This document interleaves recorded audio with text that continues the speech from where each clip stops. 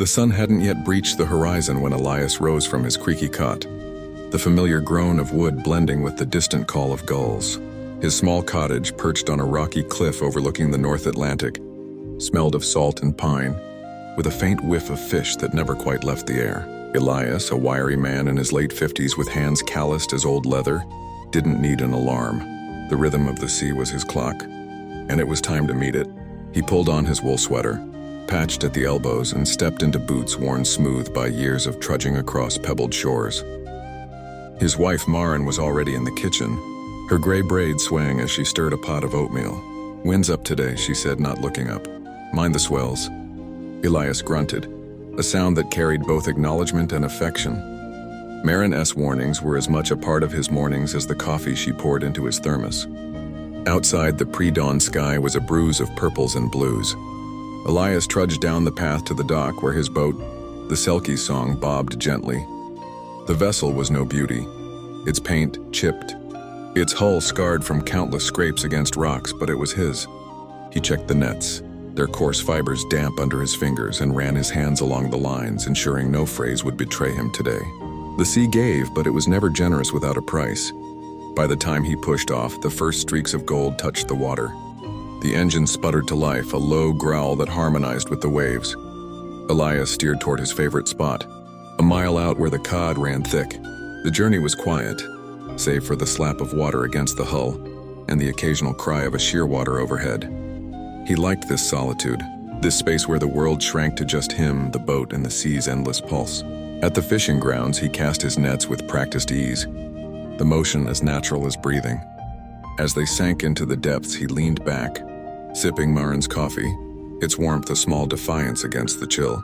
His mind wandered to the early days, how he'd learned the trade from his father, a man of few words but endless lessons. "The sea don't care for your plans," his father used to say. "Respect it and it might let you borrow something." Elias had borrowed plenty over the years: cod, haddock, the occasional halibut, enough to keep the cottage standing, to buy Maren her books, to send their daughter Lena to university in Halifax. The nets came up heavy, a good sign. Silver bodies thrashed in the mesh, their scales catching the morning light like scattered coins. Elias worked methodically, sorting the catch, tossing back the small ones with a murmured apology. "Grow a bit more," he'd say, as if they could hear him. By noon, his bins were half full, a decent haul for a Tuesday. He ate a sandwich Maren had packed, rye bread, smoked mackerel, a slice of tomato from her garden. The simplicity of it grounded him, a reminder of the life they'd built from small, steady moments. Back at the dock by mid-afternoon, Elias unloaded his catch to sell at the co-op. Old Tom, who ran the scales, clapped him on the shoulder. "Good day, eh? Buy Maren something nice." Elias chuckled, knowing most of the money would go to boat repairs or the electric bill.